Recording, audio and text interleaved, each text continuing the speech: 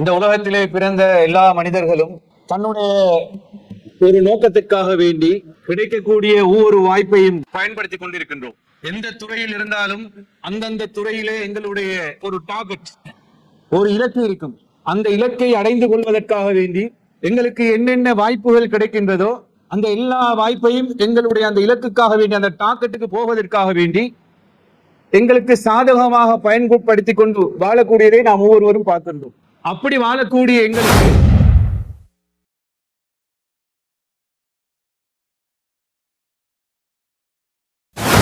எங்களை படைத்த நோக்கத்தை பற்றி அல்லாஹ் தஆலா சொல்லும்போது என்ன சொல்கின்றான்? வமா ஹலக்துல் ஜின்ன வல் இன்ஸ இல்லா லியஅ்புதூன்.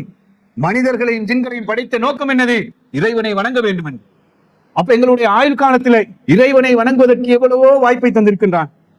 அதை நாம் செய்ய வேண்டும், எங்களுடைய மனைவி செய்ய வேண்டும், எங்களுடைய வாரிசுகள் செய்ய வேண்டும், எங்களுடைய பெற்றோர்கள் செய்ய வேண்டும். இன்றைக்கு தொழுகை என்பது இந்த முஸ்லிம் சமூகத்தில் கேள்விக்குரிய ஐடியா.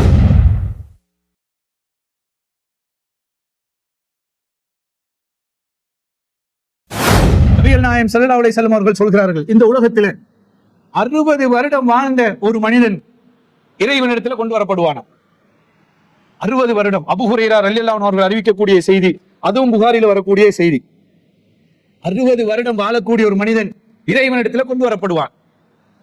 கொண்டு வரப்பட்டோனே அந்த 60 வருடம் வாழ்ந்து அல்லாஹ் தஆலா அவனுக்கு 60 வருடம் கொடுத்த அந்த வாய்ப்பை பயன்படுத்தாமல் வாய்ப்பை தவறவிட்ட ஒரு பாவியாக, ஒரு நரகவாதியாக, ஒரு கெட்டவனாக அல்லாஹ்வுடைய முன்னிலையில வந்து இறைவன் கிட்ட சொல்வானா,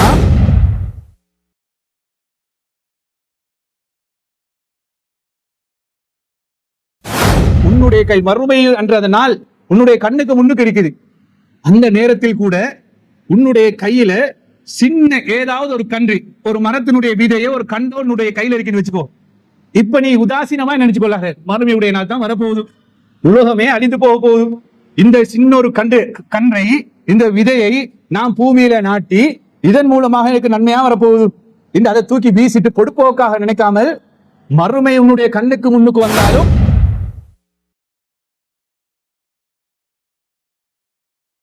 عما يتساءلون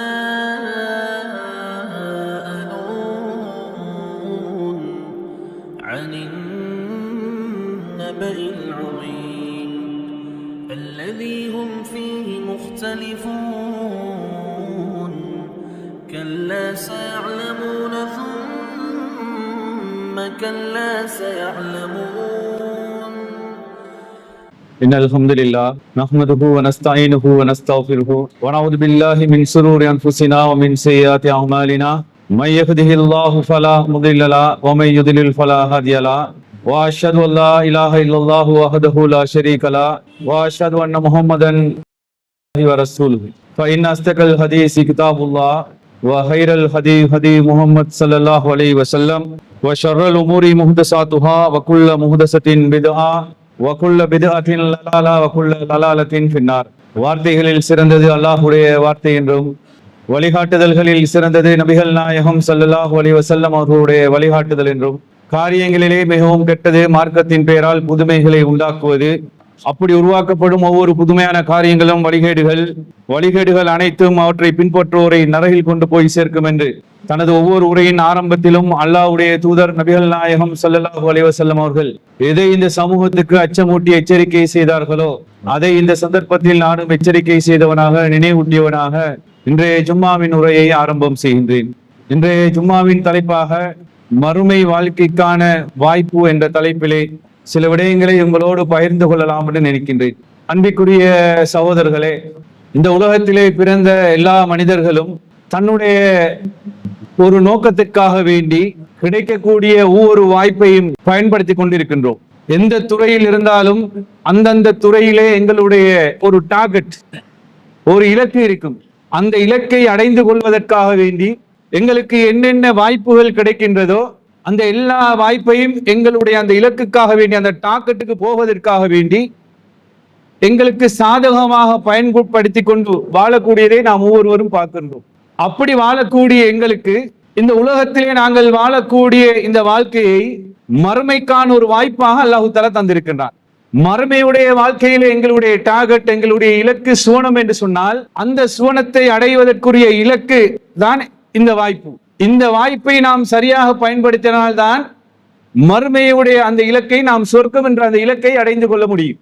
சர்வ சாதாரணமாக நீங்க யோசிச்சு பாருங்க, இந்த உலக விடயங்கள்ல எங்களுக்கு கிடைக்கக்கூடிய சில நல்ல இடங்கள், நல்ல பொசிஷன் அடைந்து கொள்ள வேண்டும் என்று சொன்னால், நாம் அந்த பொசிஷனை தேடி போகக்கூடிய இடத்துல எங்களுக்கு ஒரு வாய்ப்பு தருவாங்க.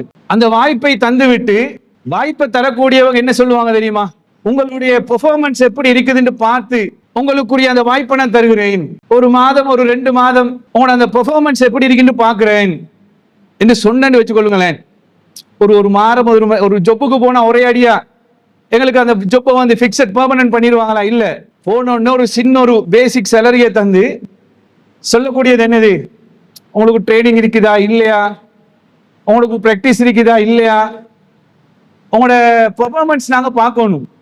பார்த்தா தான் உங்களோட பேசிக்கை வந்து கூட்டுவதா குறைப்பதா, உங்களை வச்சிருக்கிறியா, உங்களை பெர்மனன்ட் பண்றா இல்லையான்னு நாம் முடிவெடுக்கலாம் என்று சொல்லி எங்களுக்கு சொன்னு வைங்களேன். நாம என்ன நினைப்போம்? உள்ளத்தால் என்ன நினைப்போம்? மட்ட புழுவாங்க உப்பறியுமே மங்கரணும். எது என்னால் முடியுமோ அதை முழுமையாக செய்து இதை நான் அடைந்து கொள்வேன். I will do my best. என்னால முடிந்ததை நான் செய்வேன். இதுதான் எங்கட ஒன்று வாயால வெளியில வரும், இல்ல உள்ளத்தால நினைப்போம். எப்படி? என்னால முடிந்ததை நான் செஞ்சு அந்த இலக்கை நான் அடைஞ்சு பெற வேண்டும், அந்த இடத்தை அடைஞ்சு விட வேண்டும் என்று நான் நினைப்போம். படைத்த ரப்பு சொல்கின்றான், சொர்க்கம் போக வேண்டும் என்றது உங்களோட இலக்கு. நீங்க அந்த இலக்கை அடைந்து கொள்ள வேண்டும் என்று சொன்னால், நான் உங்களுக்கு இந்த உலகத்தில் ஒரு வாய்ப்பு தந்திருக்கின்றேன்.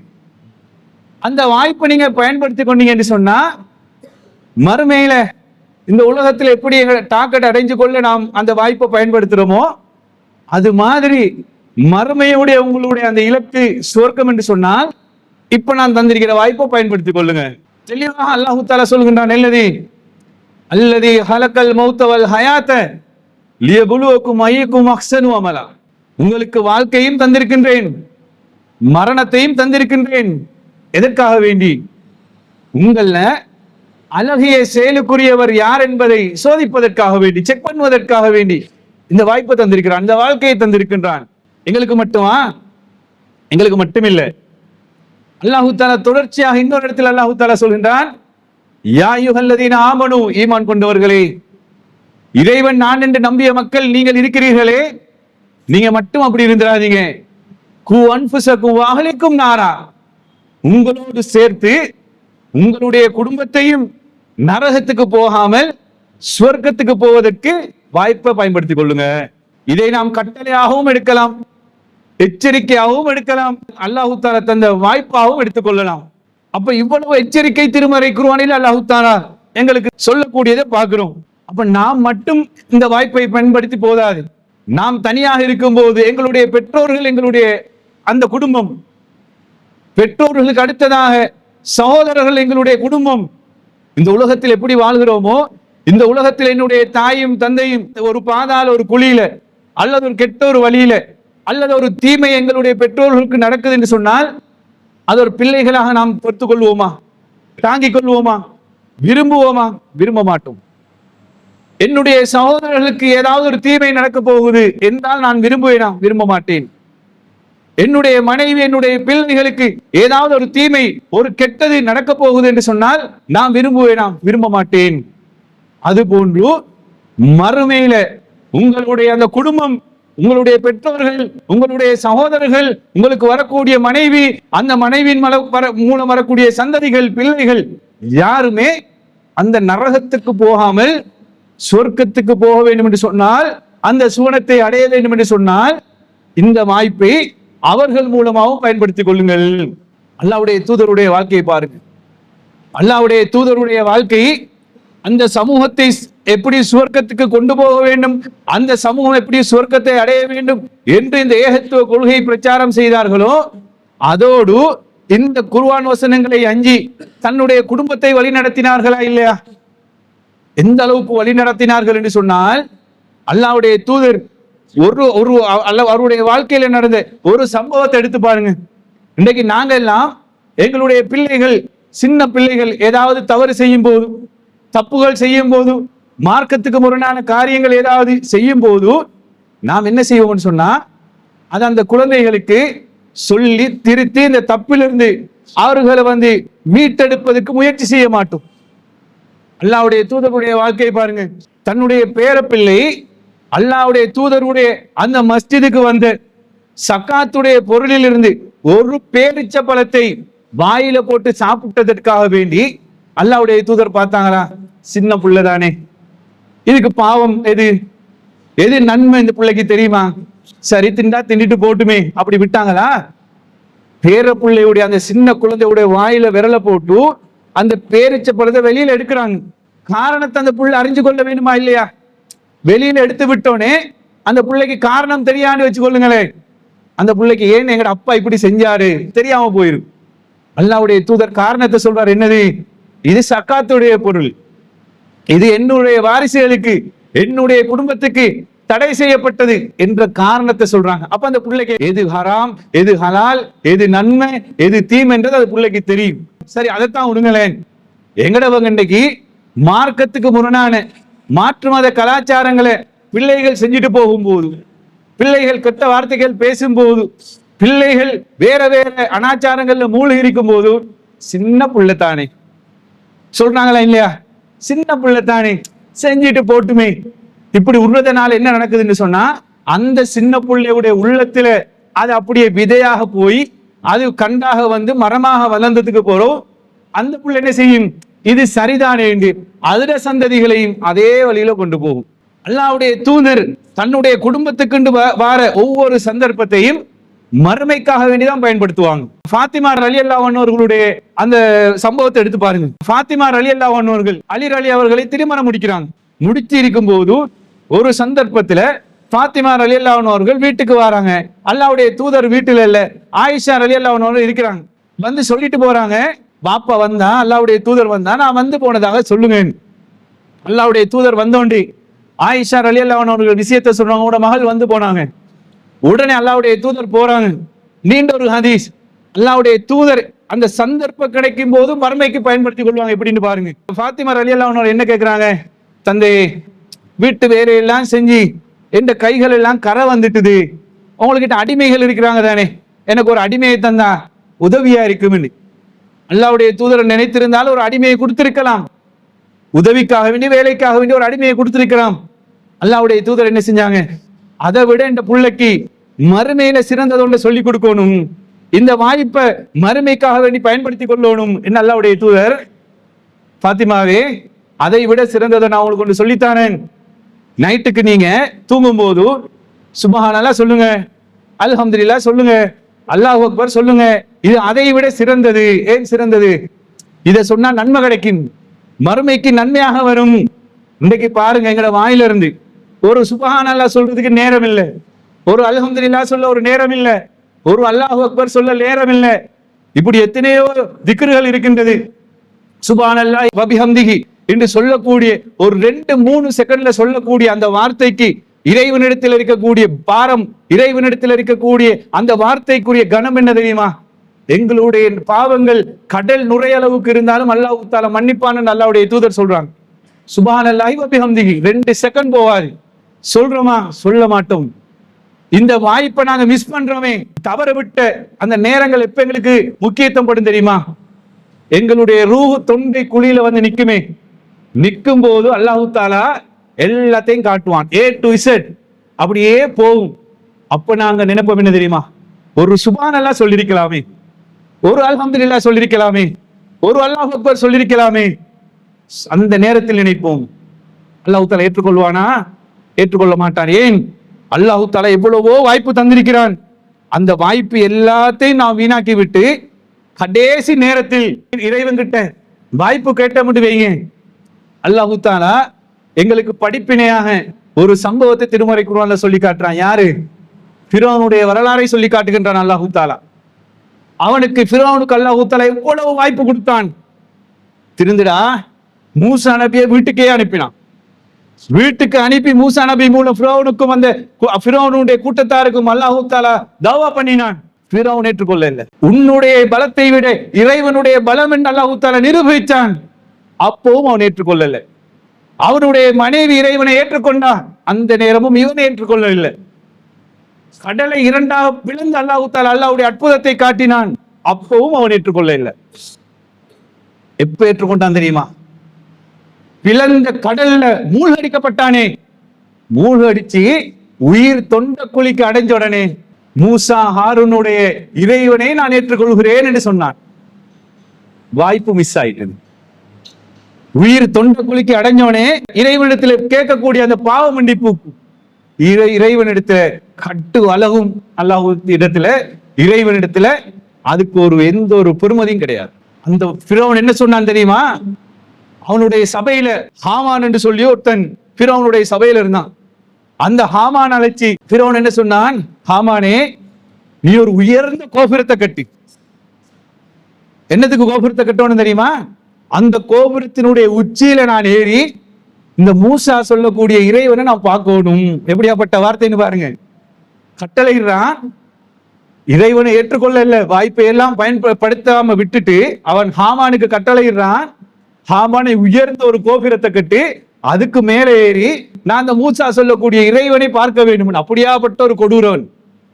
அவனுக்கும் அல்லாஹ் தஆலா வாய்ப்பை கொடுத்தானே, அவன் வாய்ப்பை பயன்படுத்தல. அப்ப இவ்வளவு வாய்ப்பு அல்லாஹ் தஆலா எங்களுக்கு தருகின்றான். அல்லாஹ் தஆலா எங்களை படைத்த நோக்கத்தை பற்றி அல்லாஹ் தஆலா சொல்லும்போது என்ன சொல்கின்றான்? வமா ஹலக்துல் ஜின்ன வல் இன்ஸ இல்லா லியஅ்புதூன். மனிதர்களையும் ஜின்களையும் படைத்த நோக்கம் என்னது? இறைவனை வணங்க வேண்டும் என்று. அப்ப எங்களுடைய ஆயுள் காலத்தில் இறைவனை வணங்குவதற்கு எவ்வளவோ வாய்ப்பை தந்திருக்கின்றான். அதை நாம் செய்ய வேண்டும். எங்களுடைய மனைவி செய்ய வேண்டும், எங்களுடைய வாரிசுகள் செய்ய வேண்டும், எங்களுடைய பெற்றோர்கள் செய்ய வேண்டும். இன்றைக்கு தொழுகை என்பது இந்த முஸ்லிம் சமூகத்துல கேள்விக்குறியா இல்லையா? ஒவ்வொருத்தரும் சிந்திச்சு பாருங்க. தொழுகை என்பது அல்லாஹ் தஆலா படைத்த நோக்கமே இதுதான் என்று சொல்கின்ற அந்த வணக்கம் இந்த முஸ்லிம் சமூகத்துல கேள்விக்குறியாக இருக்கக்கூடியதை பார்க்கிறோம். அல்லாஹ் தஆலா திருமறையில அல்லாஹ்வுடைய தூதர்கிட்ட கட்டளை என்ன தெரியுமா? அல்லாஹ் தஆலா நபிக்கு சொல்கின்றான், வஅமுர் அஹ்லக பிஸ்ஸலாத்தி வஸ்தபிர் அலைஹா. நபியே, உங்களுடைய குடும்பத்துக்கு தொழுவும்படி ஏவுங்கள். அல்லாஹ் தஆலா அல்லாஹ்வுடைய தூதருக்கு போட்ட கட்டளை. தூதருக்கே இப்படி ஒரு கட்டளை என்று சொன்னால் எங்களுக்கு என்னது? படைத்த நோக்கமே அல்லாஹ்வை வணங்க வேண்டும் என்று. இதை பொடுப்போக்காக விடக்கூடிய எத்தனை பேர் எங்களுடைய குடும்பத்துல எங்களுடைய சமூகத்துல பார்க்கிறோம். அப்போ வாய்ப்பை பயன்படுத்துறோமா? மறுமைக்குரிய வாய்ப்பு இந்த வாழ்க்கை, இந்த உலக வாழ்க்கை, அதனுடைய அந்த சொர்க்கத்தினுடைய இலக்கு, சொர்க்கத்தை அடையக்கூடிய வாய்ப்பு. இவ்வளவு வாய்ப்பையும் அல்லாஹ் தஆலா எங்களுக்கு தந்து இப்படி செய், இப்படி செய், இப்படி செய் அல்லாஹ் தஆலா இவ்வளவு எச்சரிக்கை, இவ்வளவு கட்டளைகள், இவ்வளவு வரலாறுகளை எல்லாம் சொல்லி தந்து இதையெல்லாம் புறக்கணிச்சுட்டு நாம் மரணித்தோம்னு வைங்க. மரணித்ததன் பின்னால் நடக்கக்கூடிய ஒரு சம்பவத்தை, அதாவது இந்த உலகத்தில் அல்லாஹ் தஆலா தந்த வாய்ப்பை எல்லாம் தவற விட்டு மிஸ் பண்ணிட்டு மரணித்து நாளை அல்லாஹ்வுடைய முன்னிலையில் இருக்கக்கூடிய ஒரு அடியான் புலம்பக்கூடியதை அல்லாஹ் தஆலா திருமறை குர்ஆனிலே சொல்லி காட்டுகின்றான். ஒரு அடியான் நரகத்துக்கு போயிருக்க மாட்டானாம். அவன் நரகவாதி, நரகத்துக்கு போயிருக்க மாட்டான். அல்லாஹ்வுடைய முன்னிலையில கேள்வி கணக்குக்காக வேண்டி நிறுத்தப்பட்டிருப்பான். அவனுக்கு முன் கேள்வி கணக்குகளை முடித்து நரகத்துக்கு போனவர்களுடைய அந்த அழுகுரல் இருக்குதே, அவர்களுடைய அலறக்கூடிய சத்தம் இருக்குதே, அந்த சத்தத்தை ஒரு அடியான் கேட்பானாம். இவனுக்கு முன்னுக்கு நரகத்துக்கு போய்த்திருப்பாங்க. அந்த நரகத்தை பார்த்து, அந்த நரகத்தினுடைய வேதனையை பார்த்து, அந்த அலறக்கூடிய சத்தத்தை ஒரு அடியான் கேட்டுவிட்டு இறைவனிடத்துல சொல்லுவானாம், ஹீனர் தரலதா லவ் அன்னலி கர்ரா ஃபகூன மினல் முஹ்சினீன். இறைவா, எனக்கு ஒரு வாய்ப்பை தந்திரு, எனக்கு ஒரு வாய்ப்பை தந்திரு. அந்த சத்தத்தை என்னால கேட்க முடியாது. இவன் போயிட்டே இருக்க மாட்டான், இவன் அதை பார்த்திருக்க மாட்டான், வேதனை அனுபவிச்சிருக்க மாட்டான். அங்க கத்திர சத்தம் இருக்குதே, நரகத்தினுடைய வேதனை ஒரு பக்கம் விடுங்களேன். நரகத்தினுடைய வேதனைக்கு தான் அதற்கு உலகத்துல சின்ன அந்த நரகத்தோட ஒப்பிட்டு பார்க்கும் போது வேதனையில் சின்னதிலும் சின்ன ஒரு வேதனை நாம் ஒவ்வொருத்தரும் அனுபவிச்சிருப்போம். இப்ப இருக்கக்கூடிய பிள்ளைகள் அனுபவிச்சிருப்பீங்க, பெற்றோர்களாக இருக்கக்கூடிய நாங்க அனுபவிச்சிருப்போம். எல்லாருமே ஸ்கூல் போனவங்க தானே, பாடசாலை போனவங்க தானே. பாடசாலையில ஸ்கூல்ல ஏதாவது ஒரு ஹோம் ஒர்க்கோ அல்லது ஏதோ ஒரு பாடம் ஒன்று செய்யலைன்னு வைங்க. ஹோம்ஒர்க் செய்யாதவங்க எல்லாம் எழும்புங்கன்னு சார் சொல்லுவாரு. எல்லாம் எழுப்பி நிற்போம். முன் லைன்ல இருக்கிறவனுக்கு இப்ப அடி தொடங்கும்.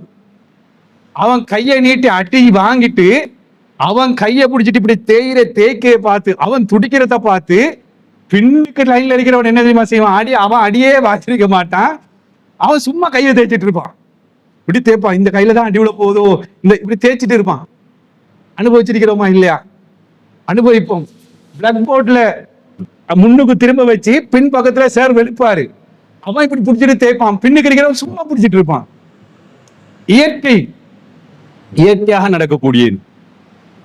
இந்த சின்ன ஒரு வேதனைக்கே இவ்வளவு துடிக்கிறோமே, அத மாதிரி அங்க ஒரு சம்பவத்தை அல்லாஹ் தஆலா வைப்பான். இப்படி நரகத்துக்கு முன்னால் போகக்கூடியவர்கள் படக்கூடிய வேதனையை பார்த்து இவன் இறைவன் இடத்துல சொல்லுவானாம், ஹீன தரலதாப் லவ் அன்னலி கர்ரா ஃபகூன மினல் முஹ்சினீன். இறைவா, எனக்கு ஒரு வாய்ப்பை தந்திரே, நான் பேய்த்து நீ நினைக்கிற மாதிரி, நீ ஏற்றுக்கொள்ளக்கூடிய மாதிரி ஒரு நல்லவனாக நான் உன்னிடத்துல வந்துருவேன் என்று ஒரு அடியான் சொல்லுவானாம். அல்லாஹு தாலா சொல்லுவான் அவனை பார்த்து, அடே நான் உனக்கு வாய்ப்பு தரலையா? எவ்வளவு வாய்ப்பு தந்தேன் உனக்கு, எந்த அளவுக்கு வாய்ப்பு தந்தேன், அவ்வளோ வாய்ப்பை நீ வீணாக்கி விட்டு இப்படி ஒரு நாள் வரும், நரகம் இருக்குது, சொர்க்கம் இருக்குது, இப்படி வேதனை இருக்குது, இப்படியாப்பட்ட ஒரு கேள்வி கணக்குரிய நாள் இருக்குது, இந்த நாளை நீ முகம் கொடுக்க வேண்டும், இப்படி கஷ்டப்படுவாய், இப்படி துன்பப்படுவாய், எல்லாத்தையும் நான் குர்ஆன்ல சொல்லிட்டேன், என்னுடைய தூதர் மூலமும் சொல்லிட்டேன். இவ்வளவும் படிச்சு, இவ்வளவும் நீ பார்த்து, இவ்வளவுத்தையும் கேட்டு எல்லாம் செஞ்சுட்டு தந்த எல்லா வாய்ப்பையும் நீ பயன்படுத்தாம மிஸ் பண்ணிட்டு பொடுக்கு போக்காக விட்டுட்டு இப்ப வந்து என்கிட்ட வாய்ப்பு கேட்கிறியே. இறைவன் சொல்லுவானா அவனை பார்த்து, எப்படின்னு யோசிச்சு பாருங்கள். நாங்கெல்லாம் இறைவன் தந்த இந்த வாய்ப்பை எந்த அளவுக்கு பயன்படுத்த வேண்டும்? முன்பின் பாவங்கள் மன்னிக்கப்பட்ட, சுவர்க்கத்துக்கு பேர் குறிப்பிடப்பட்ட அல்லாஹ்வுடைய தூதர் நபிகள் நாயகம் ஸல்லல்லாஹு அலைஹி வஸல்லம் அவர்கள் நினைத்திருந்தால் சொர்க்கத்துக்கு பேர் சொல்லாச்சு, கன்ஃபார்ம் டைரக்ட் சொர்க்கம் அல்லாஹ்வுடைய தூதருக்கு சொல்லப்பட்டாச்சு. அல்லாஹ்வுடைய தூதர் நினைச்சிருந்தா அல்லாஹ் தஆலாவே பேரை சொல்லிட்டான், நான் நினைச்ச மாதிரி வாழ்ந்துட்டு போகலாமே. வாழ்ந்தாங்களா? அந்த நரகத்தை எப்படி அல்லாஹ்வுடைய தூதர் பயந்தார்கள் தெரியுமா? அல்லாஹ்வுடைய தூதரே அந்த அளவு பயந்தார்கள் என்று சொன்னால் நாம் எந்த அளவு பயப்பட வேண்டும்? அல்லாஹ்வுடைய தூதர் அவர்கள் ஒவ்வொரு தொழுகையிலையும் அத்தஹியாத் ஓதினதன் பின்னால் இன்னக ஹமீதும் மஜீதுன்னு முடிப்போமே, முடித்ததன் பின்னால் இறைவனிடத்திலே 4 விடயங்களை கொண்டு அல்லாஹ்வுடைய தூதர் அவர்கள் பாவ மன்னிப்பு கேட்பார்கள், அதிலிருந்து மீட்சியை கேட்பார்கள். அதுல ஒன்றுதான் அல்லாஹும்ம இன்னி அஊது பிக மின் அதாபி ஜஹன்னம். இறைவா, நரகத்தினுடைய வேதனையிலிருந்து என்னை பாதுகாத்து விடு. அல்லாஹ்வுடைய தூதர் கேட்டாங்க. ஒவ்வொரு அத்தியாயத்திலையும் அல்லாஹ்வுடைய தூதர் கேட்டாங்க, அல்லாஹும்ம இன்னி அஊது பிக மின் அதாபி ஜஹன்னம், அந்த நரகத்தினுடைய வேதனையிலிருந்து என்னை பாதுகாத்து விடு. ஆல்ரெடி சொர்க்கத்துக்கு பேர் சொன்ன ஒரு தூதர். கேட்கணுமா? கேட்க தேவையில்லை. ஆனாலும் அல்லாஹ்வுடைய தூதர் ஒவ்வொரு தொழுகையிலையும் கேட்டாங்க. ஏன் என்று சொன்னால் அந்த நரகம் என்று சொல்லக்கூடியது அப்படியாப்பட்ட ஒரு வாழ்க்கை, அப்படியாப்பட்ட ஒரு தண்டனை.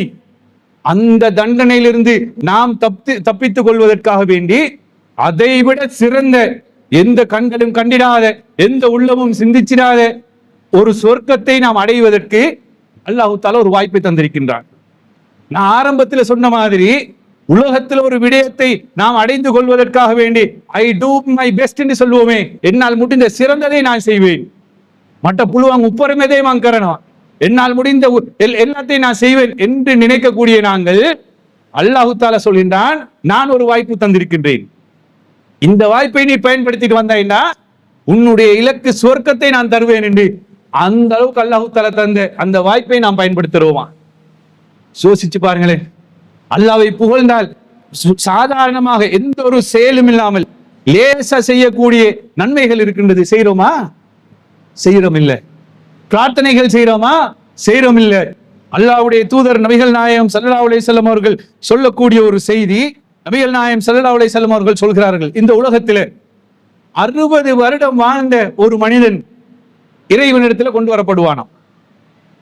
60 வருடம். அபூ ஹுரைரா ரலியல்லாஹு அன்ஹு அவர்கள் அறிவிக்கக்கூடிய செய்தி, அதுவும் புகாரில வரக்கூடிய செய்தி. 60 வருடம் வாழக்கூடிய ஒரு மனிதன் இறைவனிடத்துல கொண்டு வரப்படுவான். கொண்டு வரப்பட்டோனே அந்த 60 வருடம் வாழ்ந்து அல்லாஹ் தஆலா அவனுக்கு 60 வருடம் கொடுத்த அந்த வாய்ப்பை பயன்படுத்தாமல் வாய்ப்பை தவறவிட்ட ஒரு பாவியாக, ஒரு நரகவாதியாக, ஒரு கெட்டவனாக அல்லாஹ்வுடைய முன்னிலையில வந்து இறைவன் கிட்ட சொல்லுவானா, இறைவா நான் திருந்த ஒரு வாய்ப்பு நீ தரவில்லையேன்னு சொல்லுவானாம். புகாரில வரக்கூடிய செய்தி. 60 வருஷம் கொடுத்துருப்பான்ல, 60 வருஷம் கொடுத்த அந்த வாய்ப்பை பயன்படுத்தாமல் இறைவன்கிட்டே வந்து சொல்லுவானாம், இறைவா நான் திருந்தி வாழ்வதற்கு நீ எனக்கு ஒரு வாய்ப்பு தரவில்லையே. புகாரில 6419வது செய்தி. ஒரு அடியான் சொல்லக்கூடியதை அல்லாஹ்வுடைய தூதர் சொல்லி காட்டுறாங்க.